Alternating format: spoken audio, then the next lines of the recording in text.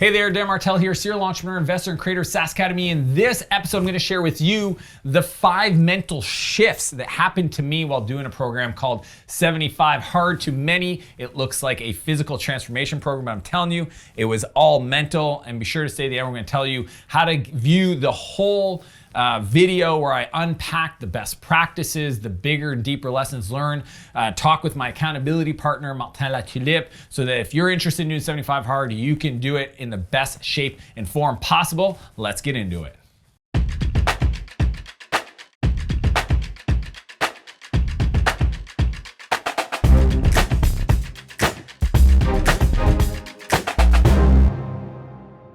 So the program, 75 Hard, is a challenge, 75 days, no substitution, no exceptions, created by a guy named Andy Frisella. Now, I first heard about this over a year and a half ago, 2 years ago. He has a podcast called the MF CEO Project, which has now been renamed to Real AF.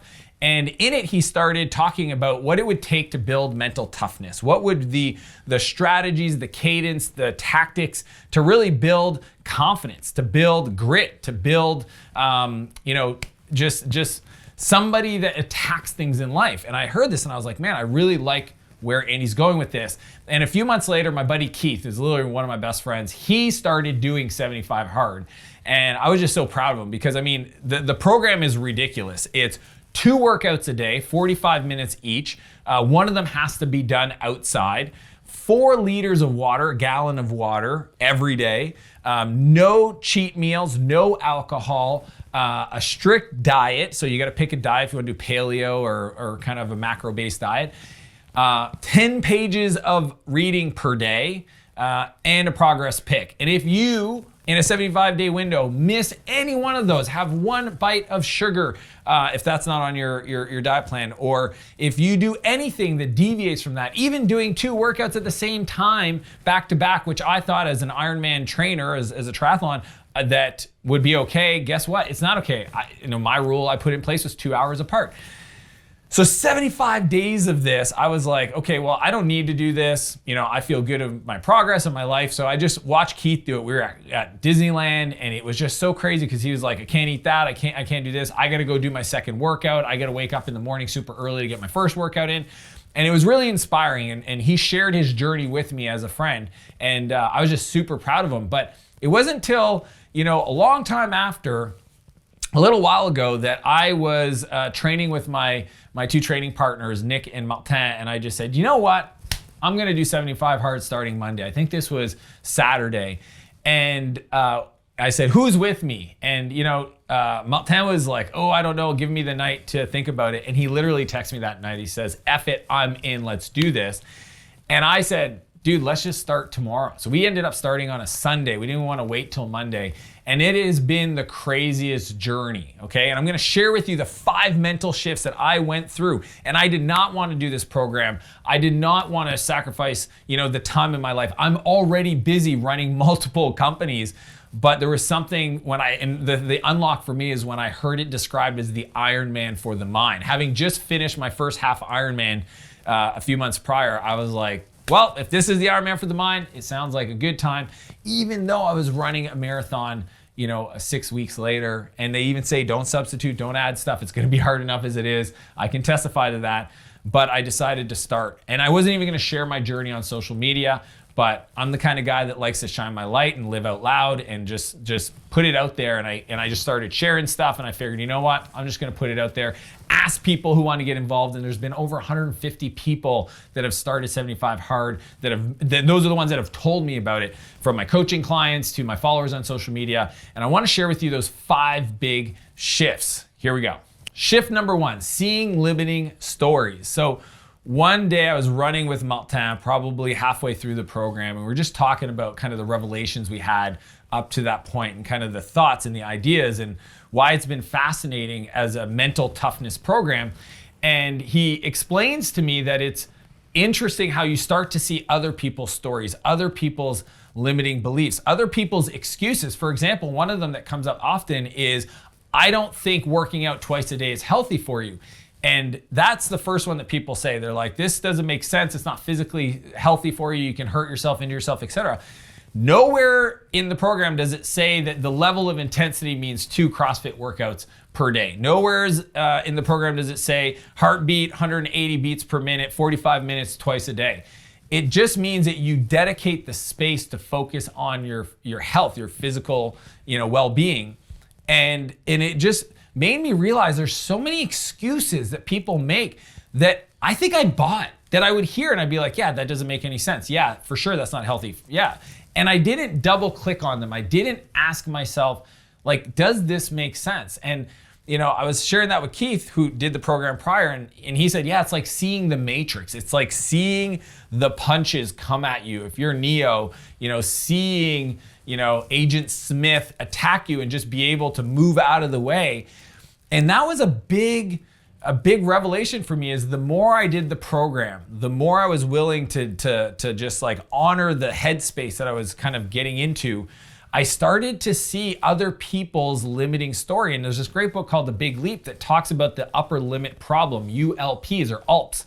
And you start to see other people talking about, wanting progress, wanting success, wanting to make forward movement, and then immediately doing things that self-sabotage themselves, even to the point where it's physical self-sabotage, like, oh, I injured myself, I can't work out today.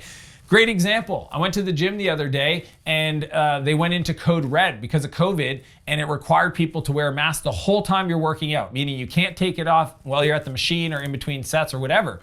And I was walking to the gym with a friend of mine, and as soon as he discovered that, guess what he decided to do?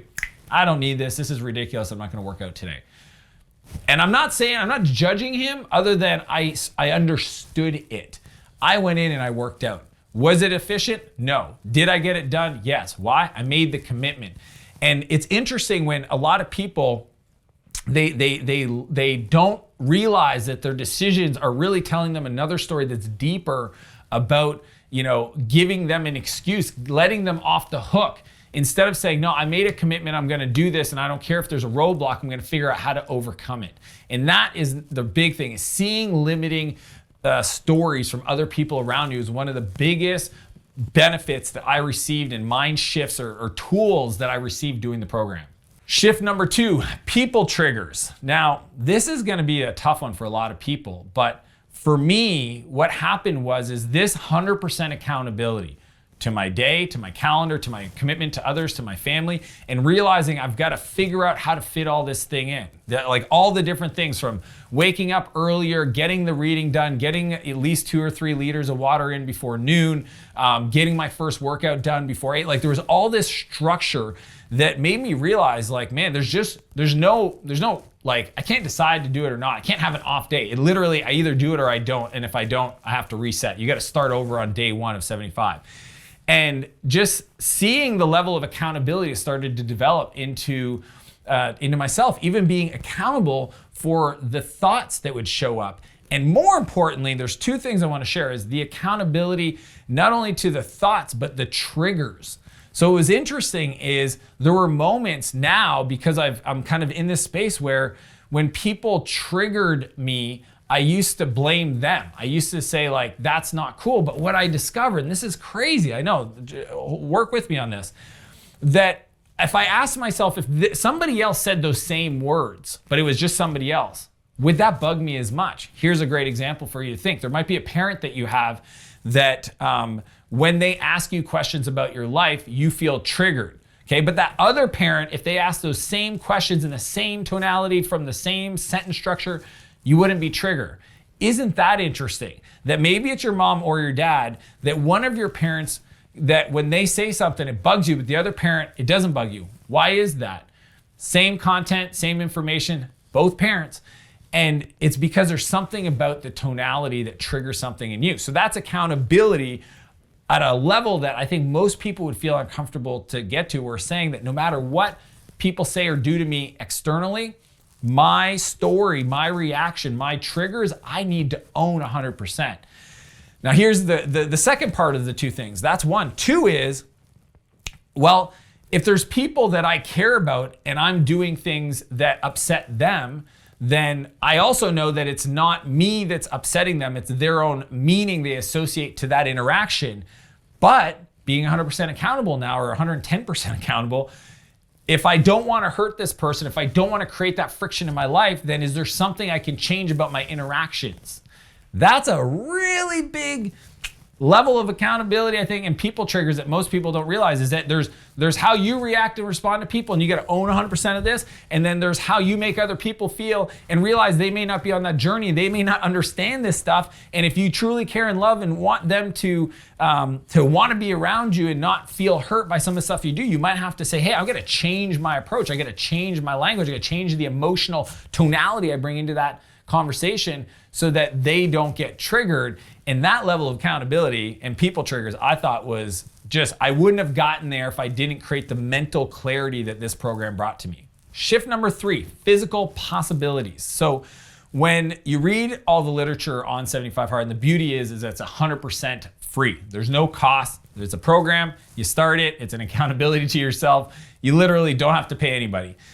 But one of the things that you hear over and over is don't modify it, don't add to it. Some people be like, well, I want to wake up at 5 a.m. I want to, do something like literally just follow the protocol. But I had a marathon that we had already scheduled, so I realized that I'm gonna not only have to train for the 2 workouts a day and be separate, so I have to do like 3 hours of cardio doing biking and running for my marathon, but then I still have to do a second workout, right? And that could be yoga, that could be going to the gym and lifting weights. And I knew it was gonna be tough, but we ended up running the marathon, and not only did I run one of the best marathons I ever did, I promised myself, I ran a marathon back when about a decade ago, and I told myself I'd never do it again. I'm a big guy, I'm 6'3", at the time I weighed 230 pounds, and it was taxing on my body to the point that, and I trained for it, that I was just like, you know what, it's not for me, I'm never gonna do this again. And I decided to attack it, and I did it. And like that day that I ran it, which was on Halloween, the morning we ran it, I mean, it was like, when I was done, I left everything out on the field, okay? I think I ran it in 4 hours and 12 minutes. Like just everything was left out on the field. I almost collapsed at the end, but I felt good in my race. It was a very consistent, high-paced race. And that night, for Halloween, I went out and I did my second workout during Halloween. And like, this is the part that's crazy to me is I already thought I was a high physical performer, right? In regards to triathlons and Ironmans and CrossFit and lifting weights, and I realized that there's so much more. And there's a great book called Living with the SEAL that the author talks about. The SEAL ended up being David Goggins. David Goggins, obviously very famous today, and he's wrote an incredible book on mindset and mental toughness. If you want to read it, get the audiobook. It's actually the best version of it. But he has a famous quote that says, when you think you're done, you're only at 40%, you still have 60% left. And I think a lot of people don't realize how true this is. And for me, going through this process of scheduling the 2 workouts and the intensity and training for the marathon and still training now for the full Ironman next season, it just made me realize again just how much more is left in the tank, how much more you can squeeze in, the physical possibilities for your life. And a lot of people are playing a really small game. A lot of people, when I say sweat every day, okay, it's something I share often, they're like, oh, you need to take a rest day. No, you don't. I didn't say sweat every day. It didn't mean you can go in the hot tub. Guess what? When you're doing active recovery and you're in the hot tub or whatever, that is, you're sweating, right? Like, I just believe that that's just a good fundamental place to get in your life, right? That you can just walk fast for 45 minutes, get your sweat on, and that's part of it. So the physical possibilities was a big revelation and a shift for me. The 4th shift, learning volume. So this is the crazy part. One of the elements, as I mentioned, is 10 pages per day of a nonfiction personal development book. And I've always read 10 pages a day for probably the last 15 years, okay? 100% compliance? No. Was maybe like, I would say on average, 4 to 5 days a week. Every morning is part of my morning ritual, depending on a lot of things. But what's changed is the learning volume and the quality of understanding. So when I read doing 75 hard, because I don't have sugar in my body, because I don't have gluten, because I'm at a higher level of physical capacity, my ability to consume not only volume and desire to consume has gone way up, and the learning and the depth of the learning has gone way up, meaning that the creativity I have around the content I'm consuming, the the connecting the dots, finding the through line, correlating the strategic ideas from the information is like, I don't know how to explain it, but it's almost like I took a smart pill, and when I'm studying, I'm better at reading, right? And that, if that was the only benefit, it would be worth 10 times that investment, because at the end of the day, there's two things you need to do in your life. One, you got to be 110% accountable for your circumstances, period and full stop. I believe that in my heart. And two, you got to get really good at solving problems. And if you can do those two things, especially by consuming information that's going to help you learn how to be a better problem solver, and because of the program, go deeper on the understanding and get higher volume, because you're able to read faster, you'll be able to comprehend faster, you're going to want to, you have a desire. So yeah, 10 pages was the minimum. Did I go over? Many days. Why? Because I was fascinated, intrigued. I was seeing the results in my life by getting new perspective and applying it to my businesses. So yes, learning volume was huge and unexpected mental shift. And the last mental shift, number 5, was loving to do hard things. So what's crazy is being a Martell, it's part of our values. We do hard things. Okay, I teach it to my kids. I talk to them about it all the time. I realize that all greatness exists on the other side of pain. Anything worth having is going to require a challenge, and overcoming the challenge is the price of admission to live and get results in your life. Okay, there's no way you can fast track that. If you try, you'll end up back where you start. So hard things has always been part of it. But here's the difference. The big mental shift that happened during the 75 Hard Challenge is I've now come to want and appreciate and look for hard things. So let me unpack that. When I was doing the program, there were days when it was so nice outside, I was like, this isn't 75 hard. It is beautiful. Somebody messaged me on Instagram and said, I live in San Diego. Am I cheating? Because it's beautiful all the time. And it's not that they're cheating, but I started to look how to make it harder, right? So, when I went to the gym and they had mandatory mask, and obviously that makes breathing between sets or going really heavy leg presses or, some cardio would be incredibly tough. I kind of was excited about it. I was like, whoa, cool, another hard thing. When it was snowing outside, I was excited. It's harder outside. When it's cold and freezing rain outside and I gotta go outside, or even worse, this is crazy, but there was days where I would work out on my road bike in the morning, go to the gym at lunch, think I got my 2 workouts in, guess what? I forgot to do one outside. Isn't that crazy? And I was pumped. I was like, boom, this is when most people give up. I still have to close my eyes to rectify this. So I ended up doing 3 workouts. I probably ended up doing 3 workouts a day, probably a dozen times throughout the program for whatever reason, right? Because sometimes it was like a family hike I wanted to do, but I still wanted to get these 2 other components done, or had to get it done for my Ironman coach. And I just ended up learning to love and look forward to hard things. Before I would do them, almost from the perspective of, this is hard, so I'm okay doing it, and I know I should do it. Now this new mental wiring where is like, I want it to be hard. I want to push myself into challenges. I want to lean in. And that, combined with everything else I shared, is why I think that, even if the program was $1 million, it'd be 10 times worth that. Like, if you are feeling like you don't have enough grit, confidence, mental toughness, endurance, consistency in your life, a higher level of standards for yourself, if there's anything about that resonates with you, I want to highly encourage you that you do the 75 Hard program. And just so you know, it's the beginning. It's a boot camp. There's actually a bigger program called Live Hard, but just start with the 75 days.